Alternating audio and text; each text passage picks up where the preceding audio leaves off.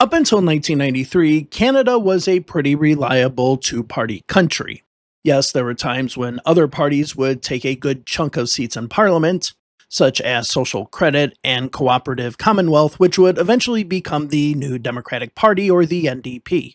Even starting in the mid 1960s, Canada was known as a two-and-a-half party system, as the NDP would perform quite well, taking a non insignificant amount of the vote. But still, it was a two-party system with two parties, either the Liberals or the Conservatives, which would later be known as the Progressive Conservatives after World War II, being either the former of government or the official opposition. But in the 1993 election, that 72-year streak ended. The Liberal Party became the ruling party, but the Progressive Conservatives, who held government previously, were absolutely decimated. In the previous 1988 election, the PCs, under Prime Minister Brian Mulroney, won 169 seats. But in 1993, now under new Prime Minister Kim Campbell, the PCs only won 2 seats, with Campbell losing her own seat. This meant that the leader of the official opposition was Lucien Bouchard, a former PC cabinet minister who started his own separatist political party, the Bloc Québécois. Not far behind was the Reform Party, started by Preston Manning. In this video, we are going to talk about the political parties that made up the 1993 election, as well as the election itself. Hello everybody, my name is Dave, and welcome to Election History. I make videos about elections, political parties, candidates, and the likes. If this is the kind of content that you like, please subscribe to the channel and like the video. Today's Patreon producer for this video is Donovan Ekstrom. If you would like to help the channel out, you can become a member on Patreon, where I provide more content that is not available here on YouTube. Also, if you want to give a one-time donation, you can do that with the Super Thanks button below. Thank you to all who have made this channel possible, and it's your support that allows me to make these videos. And with that, let's delve into the 1993 Canadian federal election. Now, before we get into the video, many of you may know that I received my master's degree from McGill University in political science, particularly focusing on voting behavior with special focus on Canada. My master's thesis focused on the Orange Wave in the 2011 federal election, where Jack Layton's NDP formed the official opposition due to their strong performance in that election. Don't worry, I'll be doing more about the NDP, Jack Layton, and the 2011 election in the future, as I want to make more Canadian content. But with that being said, I have done a ton of research on the 1993 election. I will put a number of resources that you can refer to in the description, as well as some political scientists that I recommend for this particular election. But in the intro of this video, you might have noticed that I specifically said that I want to talk about the political parties first, and then the election. That's by design. I feel that a lot of people talk about the actual election itself and the specific events that led up to the election. This includes the Meech Lake and Charlottetown Accords, and if you don't know what those are, don't worry, I'll go over them briefly in this video. But I feel that a lot of videos on YouTube regarding this election don't talk about the political parties involved with this election as if they came from a vacuum. But the Bloc Québécois and the Reform Party formed based on frustration of the federal system. But the one thing that I find that is almost totally ignored are the changes that happened within traditional parties. All three of these parties had a leadership change between 1988 and 1993, which drastically changed the landscape. Had one of these changes not happened, then the results might have been completely different. So yes, we're going to get to the election at the end of this video, but this is more about the political parties. First, let's talk about the ruling party, the Progressive Conservative Party, or the PCs. After the PCs lost a vote of confidence on the budget in 1980, Prime Minister Joe Clark called an election which led to the Liberals winning in the 1980 election. Clark would remain the leader until 1983, when he was challenged by Brian Mulroney, as well as a number of others. Mulroney was a good speaker, pro-business, and had strength in Quebec, a province that Conservatives hadn't been able to crack, with the exception of John Diefenbaker's landslide election in 1958. In the 1983 leadership challenge, Mulroney finished second behind Joe Clark in the first 3 ballots. He finally won on the fourth ballot when Newfoundland MP John Crosbie was knocked out, with most of his support going toward Mulrooney. The first federal election that Mulrooney contested was in 1984, which was a conservative landslide. The Conservatives won 50% of the vote nationwide, as well as 50% of the vote in Quebec, as well as 58 seats in the province. Going into the election, it was anyone's game. But after the English language leaders debate, in which Mulrooney delivered a knockout blow against current Prime Minister John Turner, the election was over and Mulrooney dominated the post-debate polls. I'm going to get into that debate later in this video when we talk about the Liberal Party. In Brian Mulrooney's first stint as Prime Minister, he was a typical pro-business, pro-privatization, low-tax conservative that dominated the 1980s, like Margaret Thatcher and Ronald Reagan. While opinions of him were sharply divided, most Canadians gave him the benefit of the doubt. But the issue that caused him the most problems during his first term was the Canada-United States Free Trade Agreement, which would eventually be morphed into NAFTA. Of course, Mulrooney was a free trade conservative, as were a number of those in his party. Both of Mulrooney's opponents, Liberal leader John Turner and NDP leader Ed Brabant, argued that the agreement would be a threat to Canada's sovereignty, leading to Canada being economically and politically dependent on the United States. During the 1988 election, both the Liberals and the NDP were able to improve, but the PC won yet another majority but lost 34 seats and 7% of the vote. But even with this being the case, the PCs improved on their results in Quebec, winning 52.7% of the vote and 63 seats. Winning another majority government, as well as improving in Quebec, Mulrooney decided to take on reforming the Canadian Constitution, an issue that usually splits the country. During the negotiations to update the Constitution in 1982, there was a separatist government in Quebec that made negotiations difficult, and anything that the federal government did, which was led by Pierre Trudeau and his chief negotiator Jean Chrétien, would be opposed by the provinces. Naturally, the provinces wanted more power and the federal government didn't want to give away their power. Eventually, there was an agreement which eventually became the Constitution Act 1982, which was opposed by Quebec. I don't want to get into the specifics of the act and the negotiations that led up to the final agreement, but if you want to know more about that, I highly recommend part 3 of a series called The Champions, offered by the Canadian Film Board. Honestly, this is probably my favorite all-time documentary, but suffice to say, Quebec opposed it and Mulrooney wanted a new constitutional arrangement that Quebec could agree to, especially since he was a Quebecer. Mulrooney tried to change this in 2 ways, which I talk about more in my video about the Parti Québécois, which I will probably be referencing throughout this video. First, there was the Meech Lake Accord. Now, I don't want to get into the details, but suffice to say that the provinces need to approve it through their provincial legislatures. But in the Manitoba legislature, Elijah Harper, a Cree member of the legislature, refused to end debate, which required unanimous consent, thus the main bill couldn't be voted on before the deadline set by the federal government. Harper opposed the agreement because First Nations hadn't been consulted and were not being treated as distinct societies, whereas Quebec was. Therefore, the Meech Lake Accord failed. After the loss, there was a commission set up by Jean Charest, a future PC leader himself, which recommended changes to the agreement which would be palatable to those outside of Quebec. Cabinet Minister Lucien Bouchard opposed the changes, which would eventually lead him to leaving the party and leaving the government. He started his own party called the Bloc Qu&eacute, which was a pro-sovereignty party. This dealt a blow to the PCs in Quebec, putting Mulrooney's government in a weaker position. Also, in the West, the Fringe Reform Party, which had only polled 2% nationally in 1988 and was almost exclusively in Alberta, started gaining traction. After the Bloc Qu&eacute was formed and the federal government focusing all of their constitutional efforts on placating Quebec, many in the West started talking about Western alienation.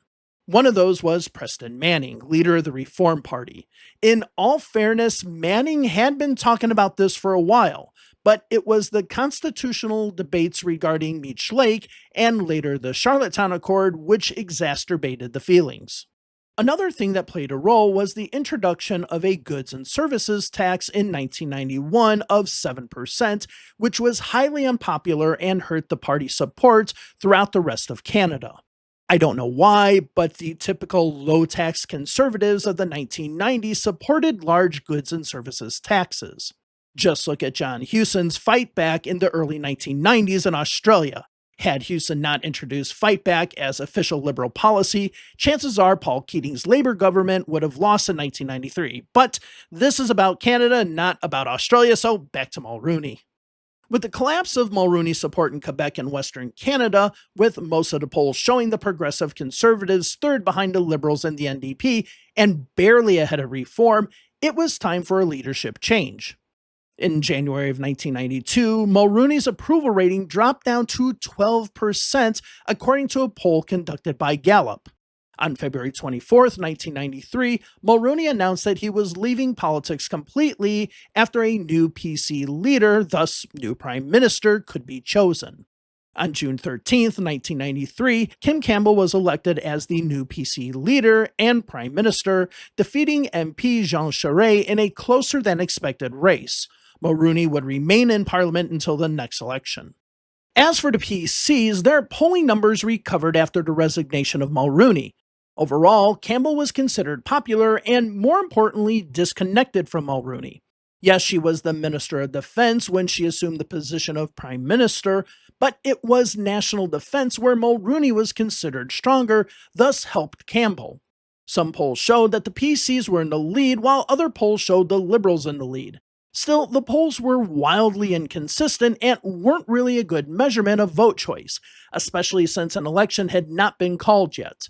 But the resignation of Mulroney did lead to the PCs lingering from the low 20s to now being in the mid to upper 30s. But it wasn't only the PCs that went through a leadership change, but the Liberals did as well. With that, let's delve into the changes in the Liberal Party between 1988 and 1993. When Pierre Trudeau decided to step down as Prime Minister, he was deeply unpopular. Mulroney was already the new Progressive Conservative leader and was performing well in the polls as long as Trudeau was the Prime Minister.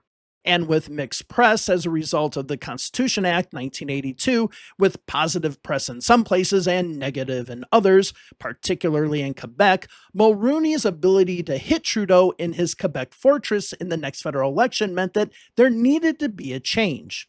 On February 29, 1984, Trudeau announced that he would not be leading the Liberal Party into the next election, with formally retiring as Prime Minister on June 30th. But 2 weeks prior, the Liberals needed to pick a new leader for their party. There were two people who were considered the frontrunners. The first was John Turner, who had been finance minister under Trudeau in the 1970s, but eventually left Parliament in 1976, becoming disillusioned with politics. Still, Turner had been considered a strong candidate, as many in the Liberal Party considered him more electable. Turner came from the party's right, as he worked on Bay Street himself, the Canadian equivalent to Wall Street, before re-entering the political scene in 1984 to run for the Liberal Party leadership position. The other candidate was Jean Chrétien. Chrétien was part of the party's left and considered to be a populist candidate. While Turner had left politics in the middle of Trudeau's mandate simply because he was disillusioned with politics, Chrétien was strongly connected with Trudeau, being his right-hand man on many occasions, such as the negotiations in 1982 regarding the Constitution. In fact, it was Chrétien who made the deal with the premiers in the other provinces, without Quebec, to come up with the final agreement that gave us the Constitution Act 1982. Many in Quebec to this day consider this a stab in Quebec's back by both Trudeau and Chrétien. Still, if Liberals were going to go with Turner, it meant that they were going to surrender Quebec in the next federal election. Now, this might seem confusing. As I just mentioned, many people in Quebec hated both Trudeau and Chrétien.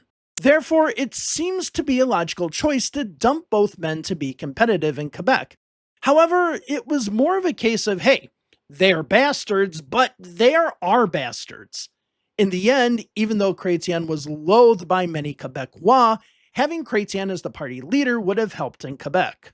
This brings up the second issue that worried those in the Liberal Party, which was that Chrétien was too closely connected to Trudeau, which would certainly hurt the Liberal Party throughout the rest of the country.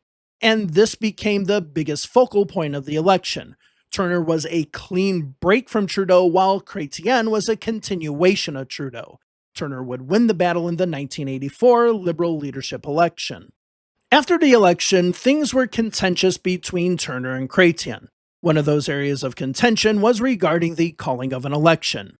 After Turner became Liberal leader, thus Prime Minister, Turner thought that it would be a good idea to immediately call an election, which he did a little over a week later.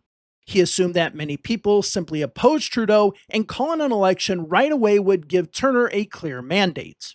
But Chrétien opposed, saying that the government shouldn't call an election until the last moment so that it could have a record to run on. And in all fairness, it's understandable why Turner thought it was a Trudeau thing. The Progressive Conservatives took the lead in the polls in 1982 after the constitutional debates, and Joe Clark was still the leader. The PC's numbers shot up to over 50% after Mulroney became the party leader. But when Turner became the Liberal leader, the Liberals were up by 10%. So therefore, the instinct to call an election made sense. But then came the debates. Remember, I told you we were going to come back to this. First, there was a French language debate. And to be honest, this is mostly a debate for voters in Quebec and New Brunswick, even today. In this debate, jabs were thrown. But what was most important in this debate was Mulroney was fluent in French, while both Turner and NDP leader Ed Broadbent were not as good. The PCs already looked to do well in Quebec, but this now solidified their support. In the second debate, which was the English language debate, the final blow came to Turner. When Turner took over as Prime Minister, Trudeau gave him a list of around 200 people to appoint to certain positions within the government. It was said that if Turner didn't make a promise to appoint these people, then he would not be Prime Minister. As Liberal Party leader and Prime Minister, he could have rejected these requests. However, he eventually approved the positions. During the debate, Mulroney took on Turner when it came to the patronage issue. Let me just show you the clip from the debate. Well, I've told you and told the Canadian people, Mr. Mulroney, that I had no option. Well, Chairman, your next question, you had an option, sir. You could have said, I am not going to do it. This is wrong for Canada, and I am not going to ask Canadians to pay the price. You had an option, sir, to say no, and you chose to say yes to the old attitudes and the old stories of the Liberal Party. That, sir, if I may say respectfully, that is not good enough for Canadians. I had no option if I was able That to is an avowal of failure. That is a confession of non-leadership, and this country needs leadership. You had an option, sir. You could have done better. Mr. Turner, your response, please. I just said, Mr. Moderator, taken the Canadian people through the circumstances. Mr. Trudeau had every right to make those appointments before he resigned. In order that he not do so, yes, I had to make a commitment to him. Otherwise, I was advised that with serious consequences to the Canadian people, I could not have been granted the opportunity of forming a government. This was the turning point, and Mulroney's Progressive Conservatives won the election. During that time, Turner stayed on as opposition leader, and Chrétien left Parliament in 1986. Even though the Liberals performed well in 1988, and Turner had a much better debate attacking Mulroney on free trade and saying that Canada would eventually be an economic colony to the United States, the Progressive Conservatives won yet again. After 2 losses, it was apparent that Turner needed to go, and he did in 1989. In 1990, the Liberal Party leadership race was between Paul Martin, an Anglophone Montrealer whose father had been very influential in the party during the Lester Pearson era, and Jean Chrétien. The most contentious area of debate was the Meech Lake Accord.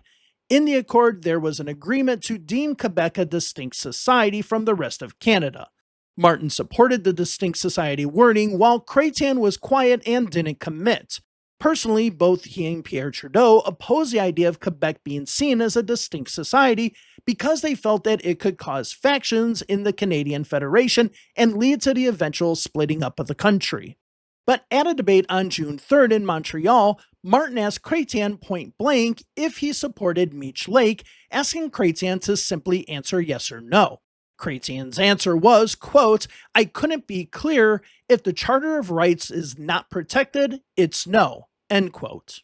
The worry for Chrétien and many Anglophones in Quebec was that if Meech Lake was passed, then it would give Quebec the power to start taking away linguistic rights of Anglophones and Allophones, those who speak another language at home besides French or English. The irony of this was that Francophone delegates from Quebec supported the Anglophone candidate Paul Martin, while Anglophone Quebecer delegates supported the Francophone candidate Jean Chrétien. One of those who supported Martin was Jean Lapierre, a Liberal MP from Shefford, Quebec. He and his supporters called Chrétien a sellout. On the day that the Meech Lake Accord failed, the Liberals were meeting at the Saddle Dome in Calgary for their convention. Chrétien spoke to the crowd saying that Mulroney gambled on Meech Lake and lost. Chrétien said, quote, "Prime Minister, I know you're watching tonight. Well, let me tell you, you gambled with the future of Canada. You brought us to the brink of disaster. Canadians will never, ever forgive you," end quote. He further stated, quote, "Canada has been ill-served by Brian Mulroney, who has played poker with our country. Every time Mulroney rolls the dice, Canada pays the price. We must not allow the bungling of one prime minister to deprive us of the kind of Canada we love," end quote. To be honest, the failure was probably the best thing that could have happened for Chrétien regarding the leadership race. He too gambled on it being a failure, and he won. Had the accord passed, it might have been hard for him to win on the first ballot. After the speech, Martin didn't say much, and many of his Quebec nationalist supporters wore black armbands. Jean Lapierre said if Chrétien were to be elected, that the Liberal Party would be wiped from the map. On June 23rd, Chrétien dominated the leadership election, winning 57% of the vote. After the vote, the party united behind Chrétien. Well, except for Jean Lapierre and his supporters. He, along with Gilles Rochelot, another MP from Quebec, announced that they would leave the Liberal Party caucus simply because Chrétien opposed the Meech Lake Accord. The two men would sit as independents in the House of Commons. 2 days later, on June 25th, Lucien Bouchard left the Progressive Conservatives, also because of the rejection of Meech Lake. Over the next few weeks, a number of other members left the Progressive Conservatives to sit as independents, loosely calling themselves the Bloc Qu&eacute. On July 25, 1990, the Bloc Qu&eacute formed. Bouchard was the party leader and Lapierre was the House leader. Now, before we get into the Bloc Qu&eacute, you might see why I'm talking about the political parties more than the actual election itself. As I mentioned at the top of this video, these political parties in 1993 didn't just come from a vacuum. Therefore, it's important to understand the state of both the Progressive Conservatives and the Liberals to truly understand the dynamics behind the 1993 election. This is why this video is more about the parties and not the election itself. And with that, let's delve into the newly formed Bloc Qu&eacute. As we've already mentioned, the party was formed with a collection of PCs and Liberal MPs who supported the Meech Lake Accord. Many of them had always been staunch nationalists, putting Quebec before party. As with others like Lapierre, he was a Federalist first, opposing the 1988 sovereignty referendum, which sought to give Quebec independence. More about that in my video about the Parti Québécois. However, he was a strong supporter of Meech Lake, but still would not really be a separatist. In the party's original statement, it said that it recognized the Quebec National Assembly as the supreme democratic institution of Quebec, and that the Bloc Qu&eacute would protect the interest of Quebec and Ottawa between the province and their quote-unquote Canadian partners. But there were some problems. First, the formation of the group was purely based on support for Meech Lake and not any type of ideological agreement. Some members supported Mulroney's GST tax proposal while others opposed it. Some members were pro-life while some were pro-choice. Bouchard would say, quote, "The GST is important, but the GST has nothing to do with the destiny of Quebec," end quote. The first test for the Bloc Qu&eacute was in a by-election in the Laurier-Sainte-Marie riding in Montreal. The Liberals won the riding in 1988 with 39% of the vote, with the Conservatives winning 29.7%. But the death of the sitting member meant that a by-election had to be called. On July 10, 1990, the Bloc chose Gilles Duceppe as their candidate, son of famous Quebec actor Jean Duceppe and an advisor for the Confederation National Trade Unions Labor Federation in Quebec. However, because the Bloc wasn't officially a party yet, Duceppe had to run as an independent. Bouchard had the final say on Duceppe being the candidate, which was interesting because both men were total opposites. Bouchard was conservative, while Duceppe was a former member of the Workers' Communist Party during his youth. While Duceppe said that this was a mistake during his youth, he was still significantly more left than Bouchard. Up to this point, the Bloc's electoral power was unknown, but a poll that came out just days before the by-election showed Duceppe clearly in the lead with 67% support, with Liberal candidate Denis Coderre at 21%. And the poll was pretty accurate, with Duceppe winning 66.9% of the vote to Corderre's 19.1%. In response to the victory, Bouchard said, quote, "It seems to be a clear-cut message to English Canada that Quebec has made a firm decision to build a country here," end quote.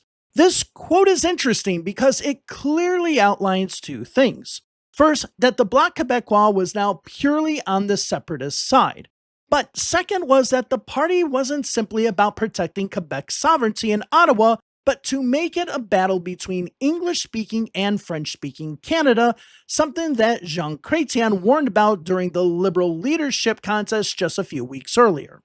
10 days after Duceppe's election, the Bloc Québécois was polling at 22% in the province, with the Liberals at 35%, the PCs at 29%, and the NDP at 14%, according to Gallup. After Duceppe's election, the Bloc would continue to rise in the polls in Quebec, with the Liberals staying stagnant with solid support in the West Island of Montreal as well as in the area that would eventually be known as the city of Gatineau. The Bloc drew from places where progressive conservatives and the NDP had polled well. As mentioned before, the NDP was at 14% in the poll after Duceppe's election. But once the election was called, the NDP was all the way down to 3% in the province, eventually finishing with 1.5%.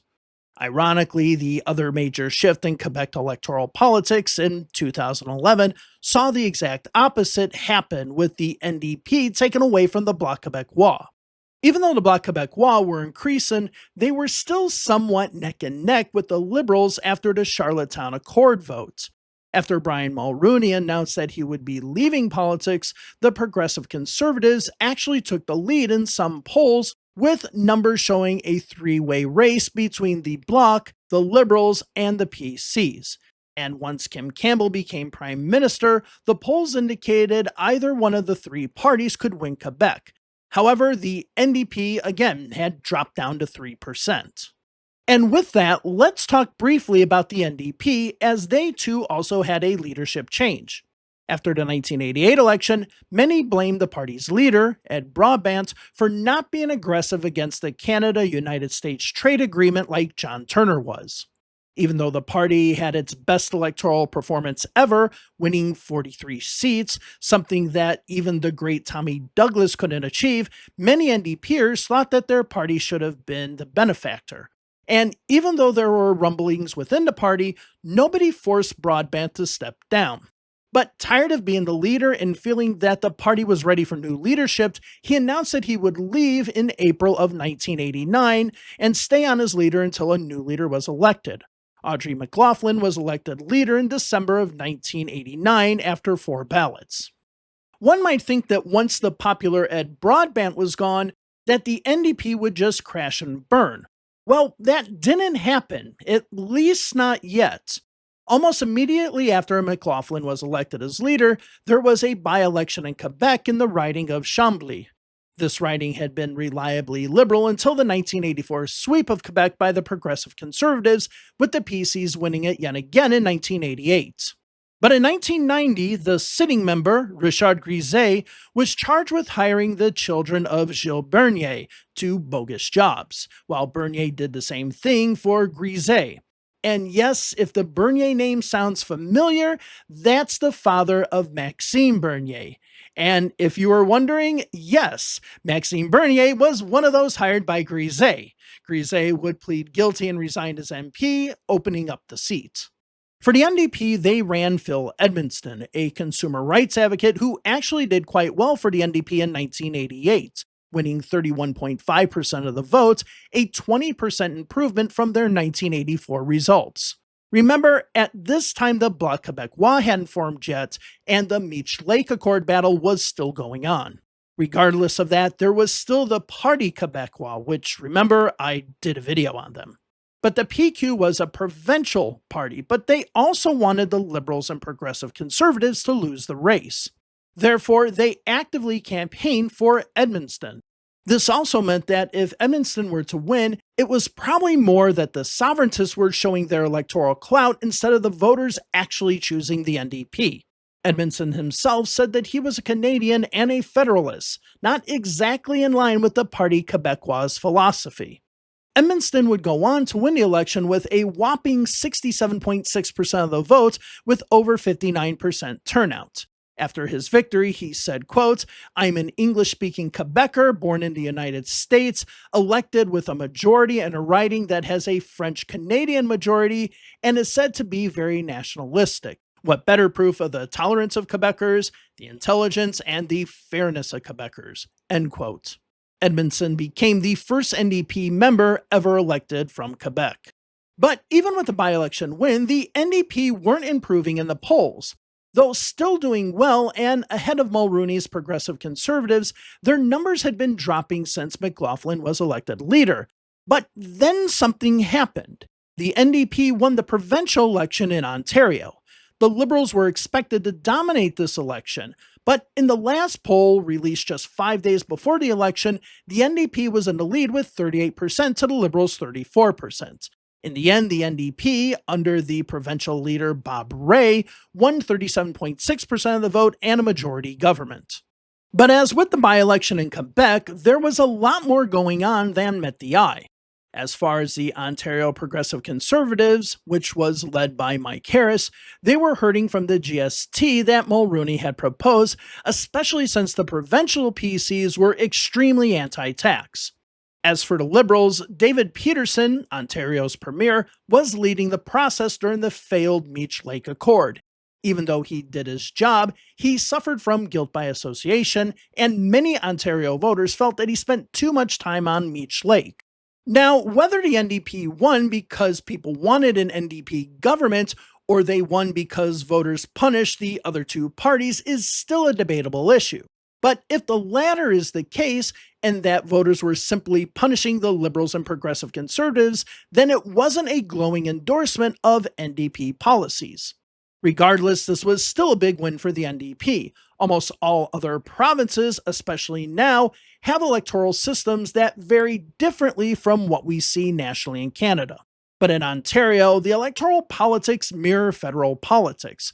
Yes, there might be differences in federal and provincial leaders, but the fact is that the province was and still is a 2.5 party system.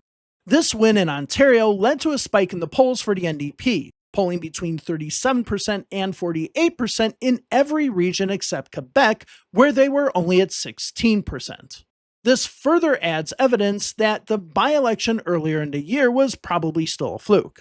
Still, Lauren Bosanoff, the vice president of Gallup, who conducted the poll, said, quote, "Clearly, the election of the NDP to power in Ontario had a jarring impact on the Canadian electorate. Whereas only months ago it seemed unreasonable to speculate on widespread new Democratic Party support in the country, today the public is obviously giving serious consideration to the NDP alternative." End quote. But this was to be a honeymoon period. The NDP government in Ontario had a number of issues, such as broken promises, inheriting a weak economy that they couldn't turn around, an increase in unemployment, a reduction in manufacturing jobs, and increased budget deficits. Still, the honeymoon lasted for a while for the federal NDP, from October 1990 to March 1991, when they led their last poll. Their highest point was when they reached 41% in a Gallup poll released in early January of 1991. But with the unpopularity of the NDP in Ontario and the national debate around federalism, the focus on Ontario politics shifted. Essentially, all the other political parties sucked all the oxygen out of the room, which suffocated the NDP. A year after their last lead in the polls, the NDP would drop to 15%, a 50% cut in support, and by the time the election came around, the party was only polling between 7 and 8%.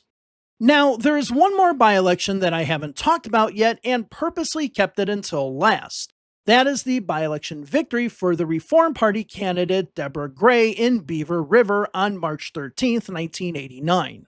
In the 1988 election, Gray finished fourth behind the three major parties. But this time, Gray won 47% of the votes, finishing 18% ahead of progressive conservative candidate David Borda. Borda, upset with the results, said, quote, "We will win in 4 years. I know the Reform Party will not be here in 4 years' time." End quote. Well, that aged well. Now, I left the Reform Party for last on purpose.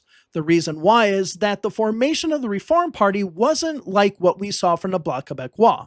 With the Bloc, we saw members of Parliament leave their old party to start a new party. The Reform Party had been around since 1987, actually contesting the 1988 federal elections. They ran candidates in nearly every riding in Alberta, British Columbia, and Manitoba, with a few ridings contested in Saskatchewan. In Alberta, the party won 15.5% of the votes, but no seats. Nationally, they were a little bit over 2% and basically considered a fringe party. There had always been some sort of conservative element in Western Canada, whether it was separatist or advocated some other ideology. The social credit movement, which would take too much to talk about here, so I'm just going to give you a link to a video by J.J. McAuliffe, was significant in the West. The Social Credit Party of Alberta even had electoral success, with Ernest Manning being Alberta's premier from 1943 to 1968. His son, Preston Manning, would form what would eventually become the Reform Party. There had always been a loose collection of those who supported issues pertaining to Western Canada, but they were always just that, loose. Never had there been a strong pro-Western movement. And if there was something that would somewhat resemble an organized movement, such as the Social Credit Party of Canada, there were always factions within the movement, usually with those who were racist and anti-Semitic infiltrating the party. Therefore, it had always been a mess. In April of 1987, the Reform Party Association of Canada, founded by Preston Manning, met in Vancouver to start discussing the framework of what a reform movement would look like. For the most part, the movement was focused on government and economic reform. It was believed by members of this organization that Ottawa ignored the West and spent too much time trying to placate Quebec. But there was one thing that Manning wanted to make clear, though, which was that their movement was to advocate for working with Canada, not separating from it. This made it quite different from what the Parti Québécois and eventually the Bloc Québécois wanted. Also, at this meeting and the meetings that followed, there were discussions as to whether this association should form a political party. Eventually, the answer was yes, and on November 1st, Preston Manning was elected as the new Reform Party's leader. When he won, Manning said that he simply wanted Ontario and Quebec to view Western Canada as an essential part of nation building. But Manning wasn't the only candidate. Stan Roberts from Vancouver, who was the former president of the Canadian Chamber of Commerce, ran against Manning.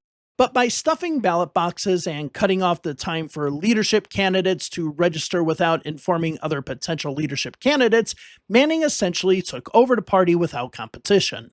One person who came in early in the Reform Party's history was Stephen Harper, a graduate student from Ontario who was attending the University of Calgary. Harper had been invited by Manning to present several presentations to the Reform Association before it became a party, and Harper agreed. Once the party was formed, Harper became the party's chief of policy. I mention this because it's important in understanding the founding of the Reform Party. Many believe that the Reform Party was created by frustrated conservatives that shifted over to reform. But Harper was someone who had dabbled both in liberal and conservative party politics in his youth, and dabbling was minimal at that. His role as the chief of policy was his first major role in politics. Conversely, many think that the Bloc Québécois was this organic movement that swelled from feeling rejected because of Meech Lake, when in fact it was the opposite, as it was created by a bunch of angry members of Parliament.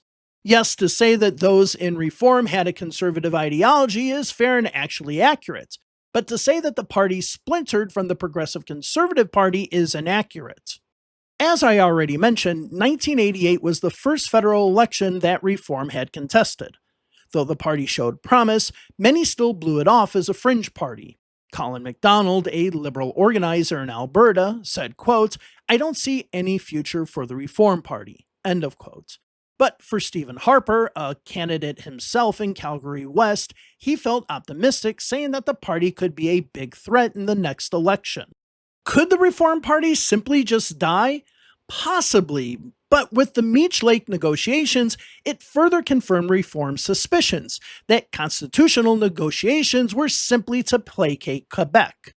Manning and Harper continued to argue that Western Canada was being ignored, and that the Progressive Conservative MPs were simply supporting the constitutional goals of Brian Mulroney because of party loyalty.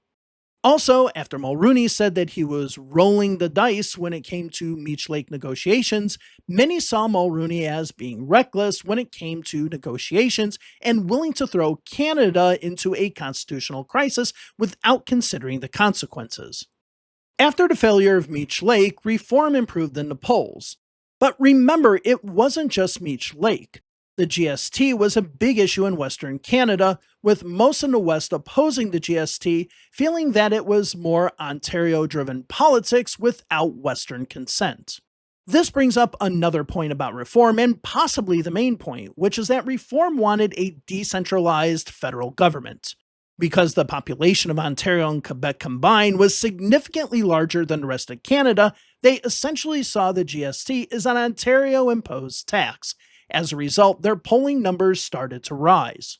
Interestingly, the biggest improvement in the polls was after the rise of the NDP in the early part of 1991, after the NDP's Ontario honeymoon was over. And honestly, this wasn't a surprise. See, the NDP had always been strong in Western Canada, not only because the prairies in the West was where the progressive movement was founded, but because it was seen as a check against the two main political parties that dominated Canadian politics. It had an underdog effect, which was appealing to mavericks in Western Canada.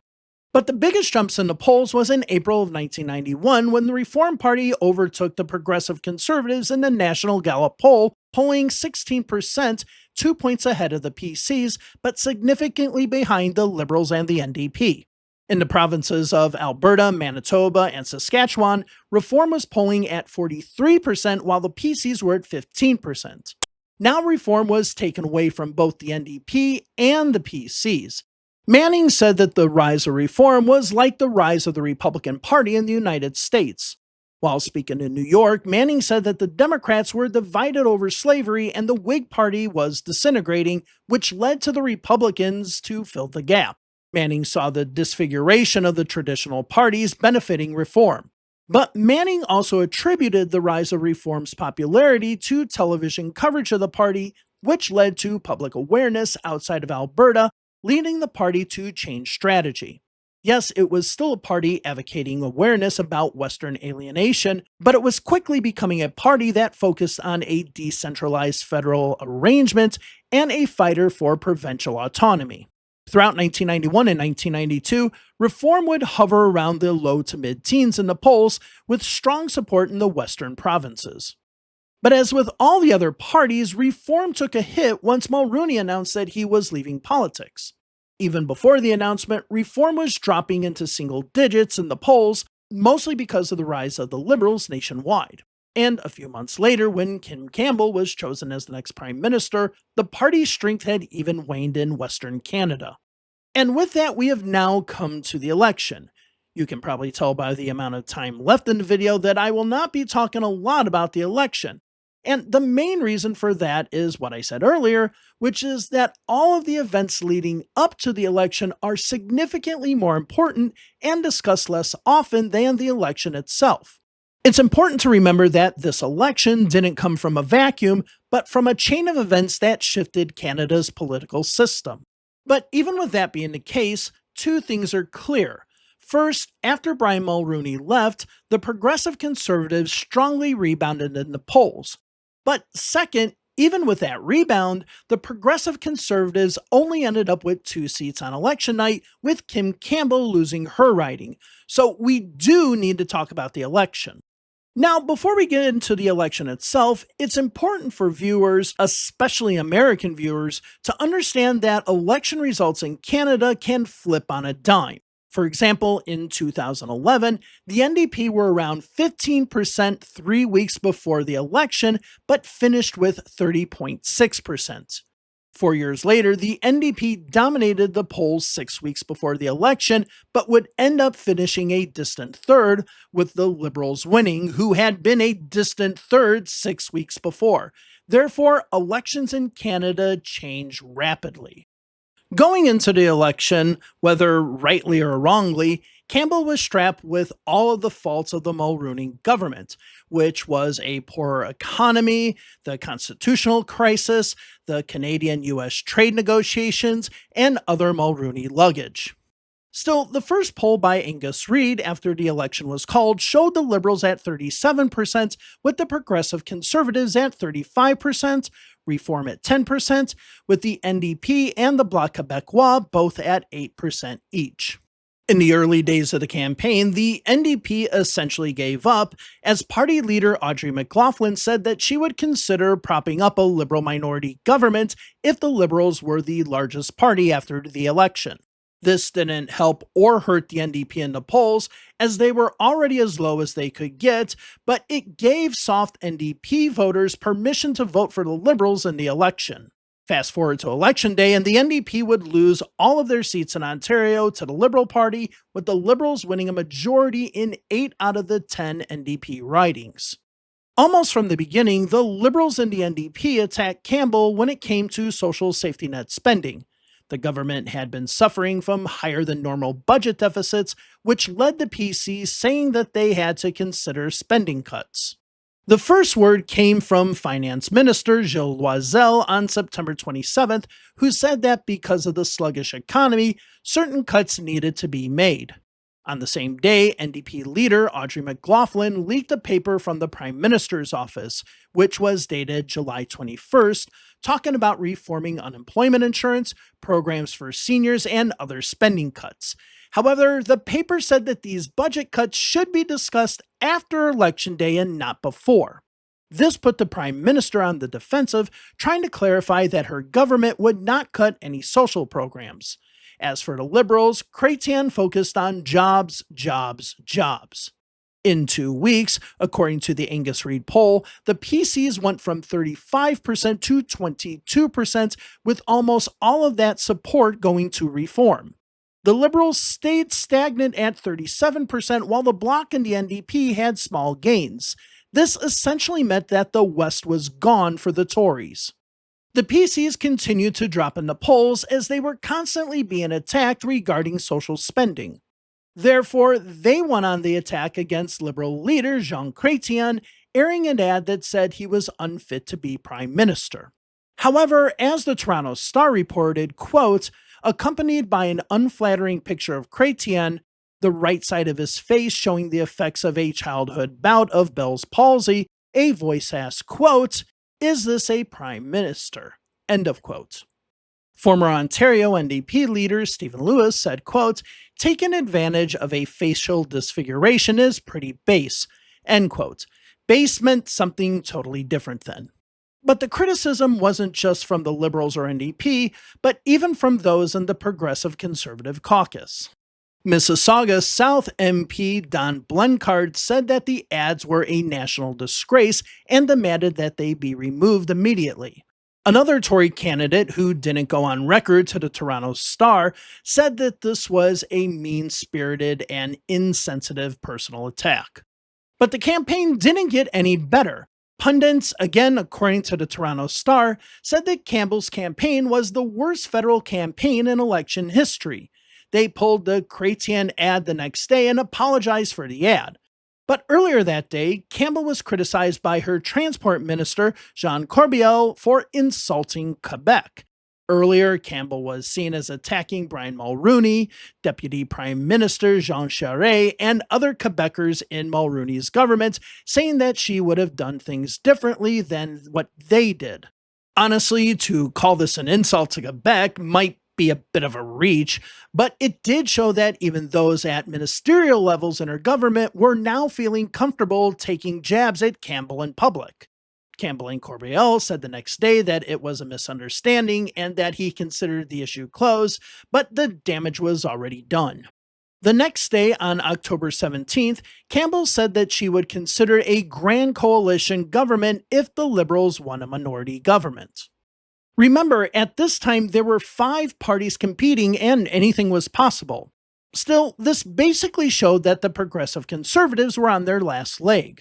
By this time, Chr&eacute was asking voters to give him a majority government, with an Angus Reid poll being released the day before Election Day indicating that the Liberals were set to win a majority, with the PCs and Reform neck and neck at 17%.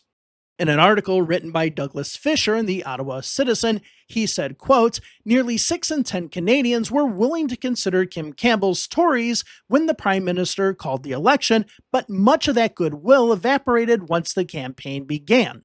He further added, quote, "Campbell's disastrous campaign is also reflected in the dramatic plunge in the number of Canadians who believe she is best suited amongst leaders to be Prime Minister," end quote. And with that, the Liberals won the election, winning 41.2% of the vote and 177 seats, easily surpassing the 148 needed for a majority.